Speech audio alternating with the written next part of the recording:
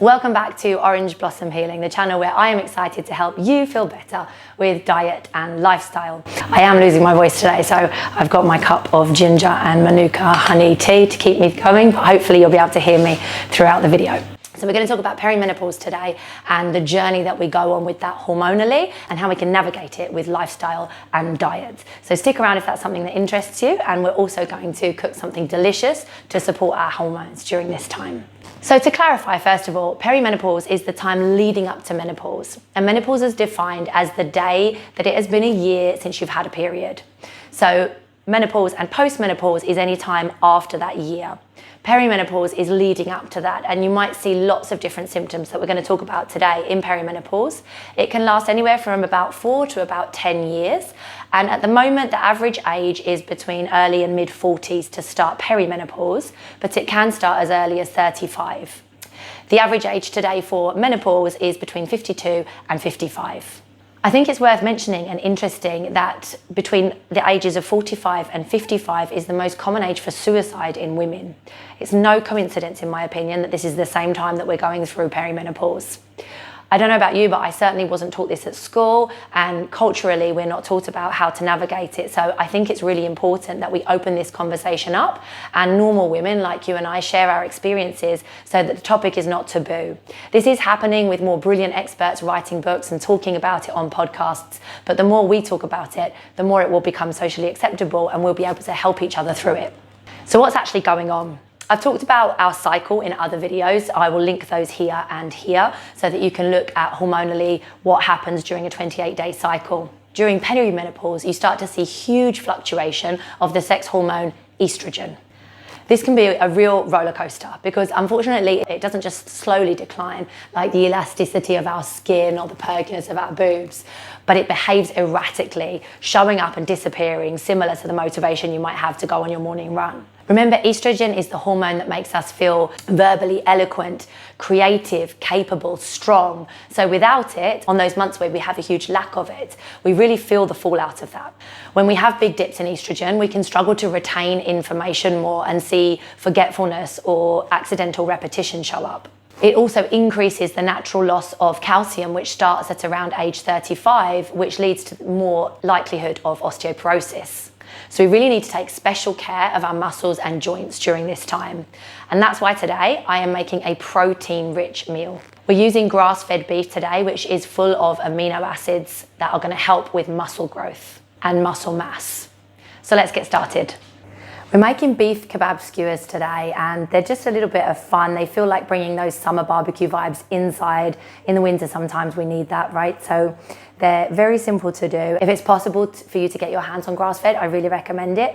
If you don't eat beef or aren't able to get that, then you could also switch the beef out in this recipe for chicken or prawns, or even organic tofu would work really well here.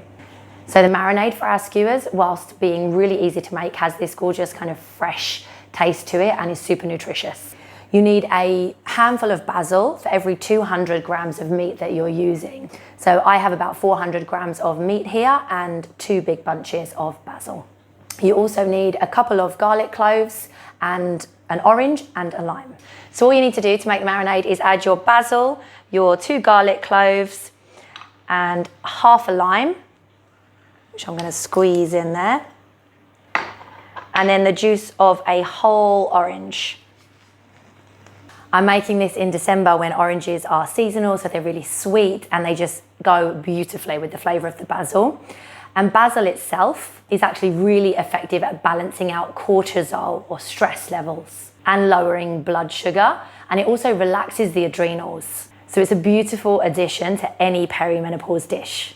And we'll talk a bit more about those things shortly. Garlic is probably one of the most ancient healers from nature and is used all over the world as a preventative and a cure, and this is no different. It's so powerful, frankly, I don't think you can eat too much of it. You also need to add salt and pepper to taste. Once you've got everything blended, you just need a Ziploc bag, and you can put your meat and your marinade in there and in the fridge, ideally overnight, or just for as many hours as you can until you're ready to cook it. I just like to give it a mix properly so it's really well covered in the bag, and then that is ready to sit and marinate overnight. Another problem our diminishing and fluctuating estrogen can cause is increased insulin resistance. I've talked about this in other videos, but what it means is that blood sugar levels are higher and crashing more. And these spikes and crashes lead to basically being metabolically unhealthy and aging more poorly. Research actually shows that women in perimenopause and menopause have higher spikes and crashes than younger women. Protein helps to maintain a stable blood sugar. And another important macronutrient that does that is fat. Fat is the real hero of hormone health. And it's unfortunate that it's been so heavily demonized. Of course, there are good fats and bad fats, but when it comes to good fats, we can't get enough, especially as women. Every single meal you eat should have a prominent element of fat. And good fats come anywhere from olives, extra virgin olive oil, Greek yogurt, full fat cottage cheese, nuts, seeds, avocados. Fat is a superstar at keeping blood sugar levels stable. So today we are going to accompany the skewers with a guacamole, which I'm not going to make on video for you right now because I have a reel about how to do that and it's super easy. And we're also going to accompany the skewers with a Greek yogurt dip, which also is a brilliant fat. So all I've got here to make this dip delicious is about a teaspoon of zest from both the lime and the orange that we used before for the sauce for the marinade for the beef. And I've also diced really finely about a third of a cucumber and another bunch of basil. So it really just brings out those flavors. And I'm going to mix those in.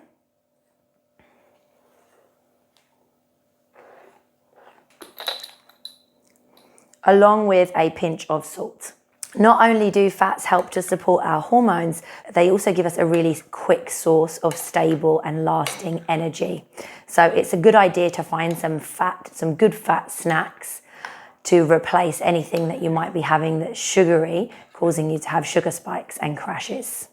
Most people don't get enough fibre, but as it is fuel for our gut, where many of our neurotransmitters and hormones are made, it's even more important during perimenopause that we stoke this fire in our bellies. There are 3 types of estrogen.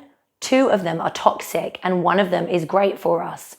So what we need to do when we have estrogen is actually metabolize it, break it down and excrete the toxic estrogen. And it is in fact the microbes in our gut that help us to do that. So for this salad, I have a mix of colourful leaves because that gives us diversity of antioxidants and nutrients already. And to that, I'm just going to add a couple of heaped tablespoons of my homemade kimchi made with turmeric. You could also add a sauerkraut or any other fermented food that you like. I'm going to add 2 tablespoons of chia seeds, which are wonderful for protein and fat. I'm adding 2 tablespoons of sesame seeds, which aside from containing fat and protein are brilliant for a source of calcium. Remember that calcium starts to decrease from age 35 anyway, and estrogen makes that process worse. So it's important to be feeding our body calcium where possible. And I'm just dressing with extra virgin olive oil. I have a couple of tablespoons of that, and apple cider vinegar, which is beautiful food for our guts. Of course, I'm going to add salt, and you can add salt to taste. And that salad will be a beautiful accompaniment to the protein that we're going to get from the beef skewers and the fat that we're going to get from the Greek yogurt. So now we have our protein, our fat, our fiber, and our gut food. Perimenopause can look different for every woman. Some women don't even notice or have very prominent symptoms. Others suffer terribly with anything from very irregular periods to much heavier than normal periods.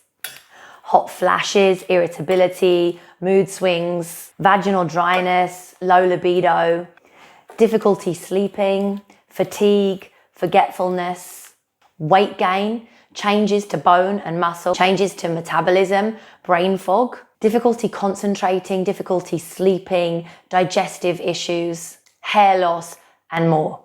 Some easy things to stay away from during this time are number 1, alcohol, number 2, caffeine, and number 3, sugar and processed foods. Alcohol raises your body's internal temperature and can provoke hot flashes and night sweats. Alcohol can also trigger or deepen feelings of anxiety and even symptoms of depression. It also spikes your blood sugar and interferes with your sleep. Caffeine and carbonated drinks can increase anxiety. So you need to really listen to your body and see whether when you're having your cup of coffee, you're feeling more palpitations or more anxious. And that could be because you're also losing progesterone, which is the hormone that keeps us calm. Progesterone starts to decrease around age 35 and certainly around age 40.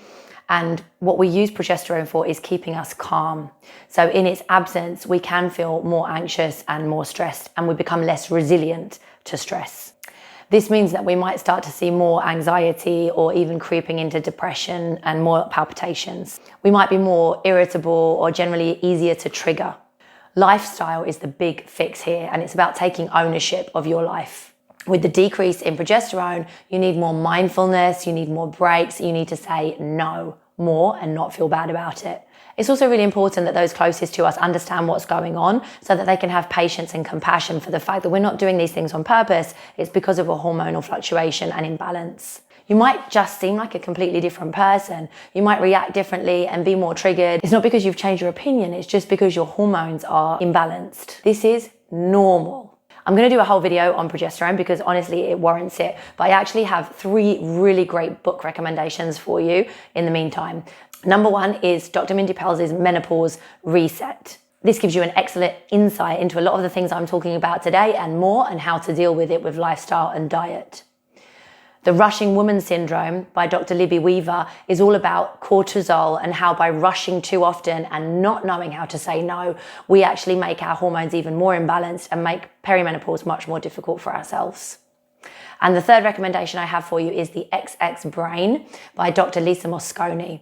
She is a neuroscientist and has done a lot of research into perimenopause, and it's a fantastic read if you want to understand what's going on neurochemically during this time. The last one I mentioned to avoid is sugar and ultra-processed foods. This is always true, but the additives and chemicals that these foods are laden with keep us coming back for more. That, combined with our increased desire for sugar and carbs because of our insulin resistance, is going to lead potentially to weight gain. Also, the sugar is deposited in our bodies in fatty tissue, maybe not necessarily on fat that we see, but on our organs, and this can lead to disease and is a dangerous path, increasing inflammation and giving us higher blood sugar levels.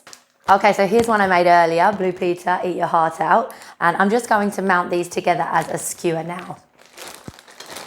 You want to keep all of that lovely marinade because we're going to put that back on top whilst we're cooking to make sure it's really got the flavours. So what I'm going to do is mount the marinated beef along with a bit of red onion and tomatoes because the flavours go really nice together onto wooden skewers, and then I'm going to grill them in my pan in ghee because it has a high smoke point. And I just like to cook with a little bit of salt at the bottom of the pan too, because it just makes sure that if you've missed it, it picks it up. And I'm just going to put a few on at a time whilst I talk to you about just a couple more things to do with perimenopause hacks. So the first one I want to talk about is hydration. Hydration is always essential, and I've worked with many clients and they are always dehydrated. So if you think you're drinking enough water, take a look and just check. So make sure that in perimenopause, when your body is going through so much and all of its systems are working in overdrive, you are giving it enough water to function properly. Remember that if you exercise, take a hot shower, drink a carbonated or caffeinated drink, you need extra water to replace the water that you're losing and the minerals that you're losing during those things. You can use some of the juice from the marinade whilst you're cooking, if you like, to just dribble over the top and make sure you're giving those extra flavour to the onion and the tomato. I can't do a perimenopause video without at least mentioning HRT. I'm not going to go into this because it would require its own video, and there are indeed many experts and doctors out there talking about your options with HRT. I believe that each woman needs to look at their own individual situation with their healthcare provider, and especially focus on dosage if you are looking at that option. Just know that HRT is giving you exogenous hormones, so hormones that your body is not creating but that are coming from an external source. That means that your body still has to process those in order for them to be used. If you're taking an oral method of HRT, then your liver and your gut are still going to need to process that hormone and break it down into a usable form. Whatever form of HRT you take, your cell then also needs to be able to receive the hormone. If you have toxicity in your body or your cell receptor sites aren't working properly, then the hormone won't be able to get into the cell and therefore won't work. So the only thing I would say is it's not as simple as replacing what we're losing with something external.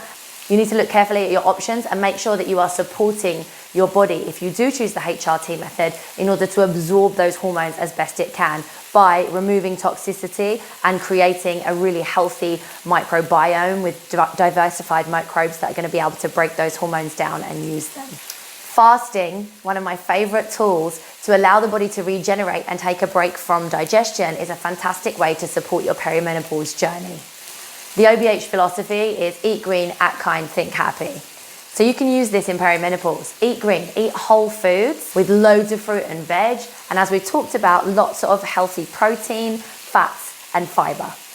Act kind. Self-compassion goes a really long way in perimenopause, as it's a challenging time. Don't forget to be kind to yourself and allow yourself that downtime and that time to say no to things. Think happy is all about working on your mindset. And at no time is this more important in a woman's life. Supporting your mental and emotional health is key. Know that the perimenopause journey does come to an end, and it becomes menopause and postmenopause. As your body adapts to the new levels of estrogen and progesterone, and your brain starts to adapt to those too, you will feel better. The adrenals that take over the job from the ovaries will have got used to their new role, and that will help with your mood, your libido, your motivation, and your resilience to stress. The postmenopausal woman is a wise one, and we're lucky to have them. If you want to, you can put your skewers into the oven for a little while after if you feel like the meat hasn't cooked properly on the grill. And otherwise, there you have it. Your estrogen building, gut feeding perimenopause dish, rich in protein, fibre and fat, that is going to help you through this difficult time. Comment below how perimenopause has been for you so far, and share this video with someone who you think would find it helpful. See you next time.